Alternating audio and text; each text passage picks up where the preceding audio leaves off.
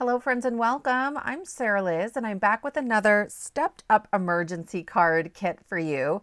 We're working with kit number 20. This was winter and New Year sentiments. This came out on the 1st of December. It is completely free for subscribers. It has 2 pages of 1 3/4 inch circle sentiments and then 2 pages of those same sentiments as strip sentiments, and you can cut them out with your trimmer. They're about 1/4 inch wide.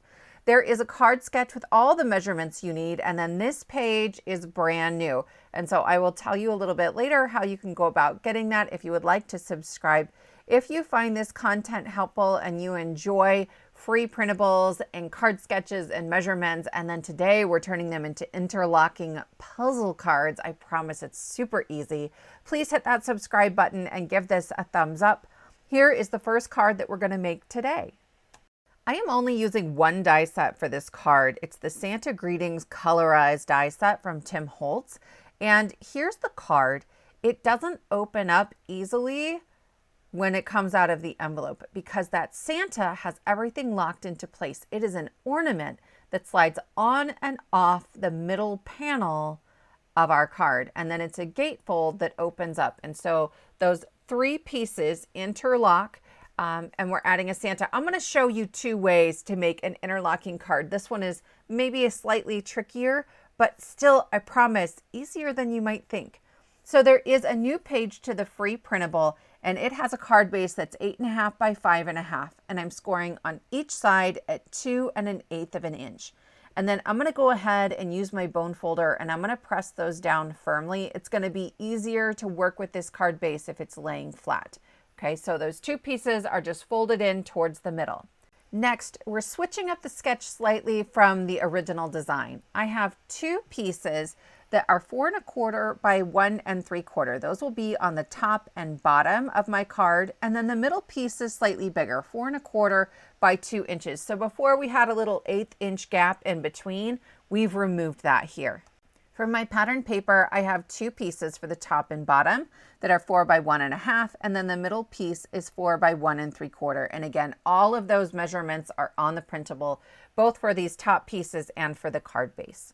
So my first step is to just add the pattern paper onto my solid colored cardstock, and I'm just centering them. So you'll have about 1/8 of an inch border all the way around. When I was cutting apart my pattern paper, I wanted that pattern to look continuous. So I did remove the 1/4 inch that was in between the top and the middle and the bottom. And so you can kind of see that that pattern feels uninterrupted, even though there are little gaps of that darker cardstock in between. Once I get those glued together, I'm going to set all of these pieces aside. They'll be the same no matter what die cut you use for this next step, but I want to show you this Santa. I bought him like 6 weeks ago, you guys, and it took me forever to have time to play with him. He's so chubby and cute. I had never used a Sizzix Colorize die before, and what I really appreciate about it is that they group the dies together. So everything that is the darkest red is 1 die. In this case, it's really just the background of my Santa. And then everything that's like the middle color red is a separate die, and it will cut all the pieces out at the same time. And on the back of the dies, it will say red 1, red 2, red 3. I didn't have red cardstock that was close enough in color that I liked the way it looked. And so I used a paper pouncer and a little bit of red ink to get my 3 different shades of red, right? You don't have to have a ton of different colors of cardstock. You could even work from white to begin with and then just ink it up with a blending tool or whatever you have. Then for the white pieces here, I have a really light gray cardstock. It's Sea Salt from Tailored Expressions, and I've never seen another cardstock that is like this close to white, and I love it. So I use that for sort of that background shadow layer of the beard, and then just plain old white for most of the other pieces here. There are 2 layers to like the poofy ball on the end of his hat. There are impressions created in the pieces that I'm die cutting out, so I am not guessing where anything goes. Like I know exactly where everything's gonna layer up. I have that little white piece on the bottom, and then I have 2 layers to the belt. Okay, so I can add glue straight across, And then when I go to add the black layer of the belt, impressed into that gray layer are the two little notches where you can see through it, right? It's super, super simple. I prefer to add glue onto the larger die cut so that I don't have to use my tweezers and I'm not risking getting glue all over my hands. And I just kind of pick things up one at a time with mostly the wax end of my pokey tool. Lately, I've been using one from Trinity stamps. I've gone through many, many in my crafting life. And this one I love. I bought one when they first came out and it was okay, right? The wax tool worked, but I felt like the pokey end was a little too thick to fit through some of my die cuts. But I had to replace it anyway about 3 or 4 months ago. They've redone them. So that pokey end is much narrower than it used to be. And now this is like my go-to pickup tool because it really does fit through like all my die cuts when I'm trying to get little fiddly bits out of there. For his mittens, I used like a dark gray and then a glossy black for the top layer. I also used that glossy black on his belt and then for his little bitty eyes. And then I didn't have like skin colored cardstock that I liked. The stuff I have has some texture to it. And so I just used my Ohuhu alcohol markers and scribbled in like a tiny little piece of cardstock. One is sort of a pinky rosy color because it's showing through on his cheeks and nose. And the other is sort of a pale Caucasian skin tone. He has these little bitty ears. And I tell you what, that's what I was most worried about because there's 2 layers to the ears. But actually, even on the top layer, there's plenty of room behind there to add glue without it oozing out.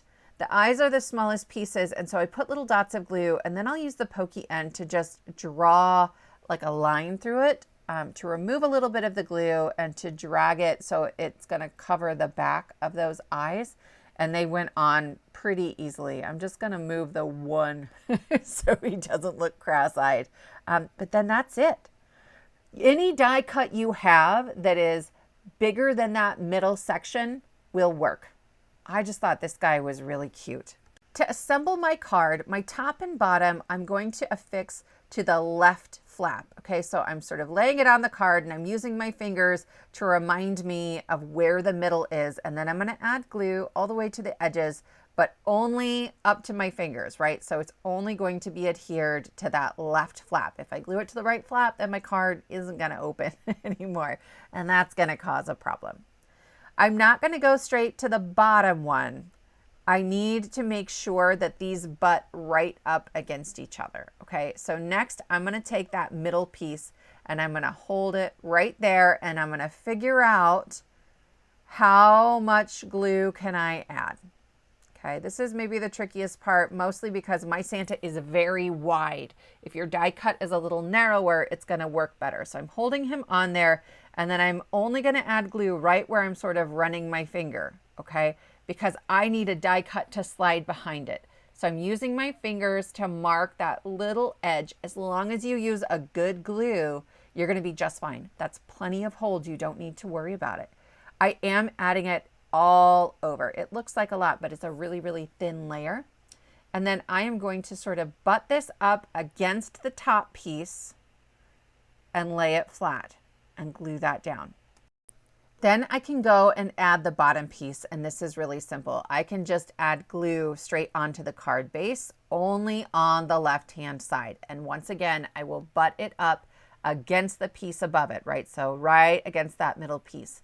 You don't have to create an interlocking card with this ornament that's going to slide on and off. I think this is really fun just as a card design. You have to be a little careful as you're adding your embellishments, your sentiments, your images, whatever you're going to do. But certainly that sort of crisscross flap situation, that's fun even if you're not going to have an ornament slide on and off. Okay, so you could see I was sort of holding that red one back there, making sure it is going to slide in and fit. And now I'm holding my Santa onto that middle flap. All right, and I'm going to temporarily tape him on here. I just want to make sure he's kind of centered and there's room for a sentiment below him. Then I'm going to slide a second one back behind my Santa. I'm going to end up gluing these two together, but not onto the flap. So only at the top and the bottom. So I am going to add glue to his feet, the tops of his hands, his hat, and the top half of his face. I'm using a pencil to kind of mark where I'm going to add that glue. I am going to forget a step in here, and I'm going to have to take him apart a little bit later to fix it. Because I wanted him to be an ornament, now is also the time to add whatever ribbon or string that you want to add in there to make sure that he can hang. I forgot, we'll fix it later. So you can see as I'm adding my glue, I'm being careful not to get too close to that center piece, right? There's just a little gap on the top and bottom, and my glue is very thin. You don't want it to ooze, right? And then Santa's accidentally glued to that center flap, because then he won't come off and you're going to have problems. That's part of why I slid him off right away. I want to make sure he's got some time to dry before I start really messing with it and sliding him on and off. This is where I realized I forgot my string. So I thought I was sliding my pokey tool between that very back layer and the front layer, but I wasn't. I'm pulling off part of his hat. It doesn't matter. It'll be fine. There's plenty of cardstock there. I wanted just a thin string that wasn't going to cause me problems on the front of my card. So I'm using some DMC gold floss. It's like a metallic thread. So if I can find this, I'll link it. I think I got it at my local craft store. And I am just tying a little knot towards the base. I wanted to give myself plenty of room. You could use this as a gift tag. You could use this as an ornament. There's lots of options here. We are going to add one of our tag emergency sentiments to the back. And then I just trimmed off a little bit below that knot. I'm going to use a combination of double-sided tape and wet glue. This is Scor-Tape, and I like that I'm going to get that instant grab, so I'm not accidentally going to pull that thread out while I'm putting the rest of my card together. I like Scor-Tape or Lawn Fawn double-sided tape best. They are stronger than all of the other double-sided tapes I have. So for something like an ornament or a 3D project, I would choose one of those two. If you're turning things into stickers or you're layering together pieces for a 2D project, then I like scrapbook.com. I think it's more affordable and you get a ton, and there's lots of different widths and sizes. All right, so here I am pulling out kit number 19. These are handmade by Tags. And so I'm punching out one that says handmade for you with love and swear words. There might have been a swear word when I had to pull them apart and add the little loop for our ornament. But I used some removable adhesive so that can come off and it can be reused. Once that glue is dry, I can slide him right back onto that center flap, and he keeps the card from opening. I love this as a puzzle card because my family expects when they get a card from me that there's some kind of trick to it. So I will hand deliver and be like, hey, keep in mind it's paper, right? But you got to figure out how to open it. I also added a fun sentiment on the bottom that says, it's deck the halls and not your family. My kids think that is the funniest sentiment I have made all year. They've been saying it for a month. That one comes from kit 17. It's the more holiday sentiments. And I just used the strip sentiment. So I thought I was done. And then I was like, wait a minute. Santa has his hands open wide because he can hold a sentiment. So I was showing you the die set. It comes with an entire alphabet and numbers. So I just created like a ho, ho, ho. I stacked it up a few times because I have it as an ornament and I wanted to make sure that those were going to be sturdy, since the H on the left and the O on the right kind of hang off the Santa a little bit. But that finishes the ornament. And then I'm just going to slide this back on, right? There's actually a pretty decent gap in there, and I find that little opening and I carefully just sort of slide him back onto my card. It's not a lot of bulk. This has about the same amount of bulk as any card that has some die cuts on it. I'm going to tuck that little string into the card itself. And that finishes up card number 1. I hope you'll try this, and I would love to know what large dies you have that you think might work in place of that Santa. Or let me know if you have the Santa, because I'm obsessed with how chubby he is. Here's card number 2. This one is a little bit easier, okay? We don't have anything that needs to slide on and off the card. I'm going to switch up the 3 panels just a little bit, but nothing major. So here's my card base, and it is 11 by 8.5, and I'm scoring at 1 3/4 and 3.5. I also have measurements if you have a larger scoreboard, but I don't. So I rotated and did that again, 1 3/4 and 3 1/2. And then I'm going to fold and burnish these really, really well. This one pops up more than the other one. So the better you sort of burnish these and really get those creases down, the flatter it will lay. But I also like that because it pops up a little bit, it's great to put on display. I grabbed a piece of red cardstock just to show you what happens when those folds are done. There is a little gap in between them, okay? It also isn't a full 4 1/4. It's just 4 inches across on the inside. So I have, like before, matching pieces for the top and bottom, but they are 4 by 1 3/4. And then my middle piece is 4 by 2. Then I'm switching up how we're doing the pattern paper layers a little bit. Instead of pattern paper, I'm going to use a die. This is the Stitched Stripe card front from Concord and 9th. It's just really versatile and it puts a piercing diagonal pattern onto my card. So I am taping a piece of A2 cardstock 4 1/4 by 5 1/2 to that die, and I'll run it through my machine.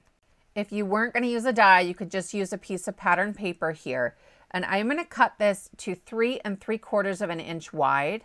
And then I'm going to cut just a 1/4 inch off the top. Okay, so this is going to be 5 1/4 by 3 3/4. So I'm bringing in my 3 flaps.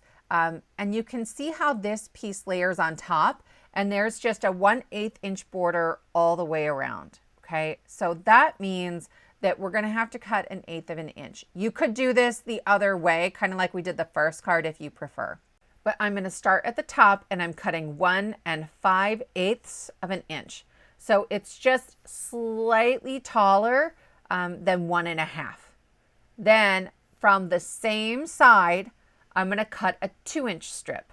And then that will leave me a piece at the bottom that is 1 5/8 of an inch. Okay, and that will keep that diagonal pattern continuous all along my card. When I go to glue these to my flaps, the top one needs to be flush with the bottom of that flap. You see that? And so then the middle one should be flush on both the top and the bottom of the flap. Both of these pieces are 2 inches wide. Of course, I didn't cut them at the same time, so mine ended up slightly off. You can see at the bottom, there's just a little bit of white poking out. I'm going to take my trimmer and remove that off camera so my pieces fit together a little bit better. Then for the bottom one, I need it to be flush with the top of the flap.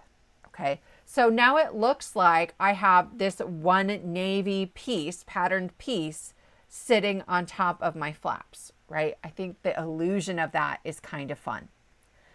I am using my fingers to figure out how far down my piece is going to go, and then I'm adding glue just to the flap. You could do it like we did before, where you kind of hold your fingers on the flap to figure it out, but either way will work, okay? Then for this second one, here's another way to do it. I just tucked my pencil right underneath it so I know how far down to add my glue. I'm adding glue only to the left flap, only the flap. I will butt that right up against the top piece and press it down. And then I will do the same on the bottom. We don't have any ornaments sliding on and off, so you can just add these straight to your card. From here, you can decorate this any way you want, as long as you aren't gluing something to both a top and middle or bottom and middle flap. I have been dying to use this Merry and Bright from Spellbinders since I got it at Crop and Create. I just love it. And I had picked out this color combination that's a little bit different for me. And the pieces have just been sitting on my desk. So I was like, let's use it. It's almost Christmas. We better put it on a card. I have cut out the shadow once from some white cardstock. And then I cut both the shadow and the Mary and the piece with the star. I cut that directly into the shadow. That's going to help me line everything up later. I wanted lots of dimension, so then I stacked these up 3 deep with some glue. Most of them I did off camera, but I wanted to show you a couple of them just so you kind of see my process.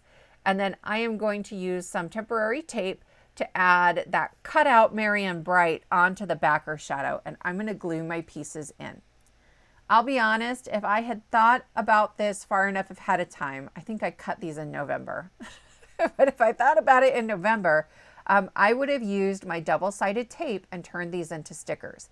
And because it's not a 3D project or an ornament or something like that, my scrapbook.com adhesive would work. I have some Couture Creations double-sided adhesive that would work, right? It just has to stick the pieces together. It doesn't have to hold any weight. So that would have worked better here. There are some really thin pieces on a couple of these letters, and so you can see me tapping the glue off on the back of my hand. I'm just trying to be really careful so that the glue doesn't ooze, because I need to remove that backer paper. That was just for placement. If you're feeling brave, you could just eyeball it. It's a pretty good shadow, and I don't think it would be that hard to just eyeball them on there. But anyway, I decided to do it the hard way. But you can see the dimension on this, and I love that. On my card, I am going to tape this to my desk while I'm working on it. I want those flaps to lay flat, and they don't quite. It's close, but not quite, okay? And I'm figuring out where I want my Mary and then there's a little piece that says bright, okay? And I'm getting that placement. Then I'm gonna flip over that white die cut, and I'm using my pencil to mark where my glue can go. It needs to go below where the flaps separate. And I'm being careful to give myself extra room so I don't accidentally have glue oozing and then I glue my whole card shut, okay? So I'm putting glue all over those spots, a really thin layer, but definitely all over it. And then I'm double checking, and I'm gonna lay that on my card. The Mary and is glued only to the top flap and the bottom flap, okay? And you can see how that middle flap, right, wants to kind of bounce up and out. It is going to slide and tuck right underneath that die cut. You could use any large or tall die cut here. As long as you aren't accidentally gluing one of the top or bottom flaps to the middle one, this works beautifully. So I'm going to stack up that bright, a little bit of the navy cardstock behind it, and then that pale lavender on top that I absolutely love for the holidays. I'm going to peel off the tape here, and you can see this opens super easily. All right, and then you just kind of tuck it right back behind there. I hope you enjoyed this and that you will give a puzzle card a try. I would love to know which of these cards is your favorite. If you're interested in the free printable, all I ask is that you subscribe to my channel. Give this a thumbs up, hit that subscribe button, and you will find all the details for the printable in the description box below the video. Thank you so much for joining me, and I will see you next time.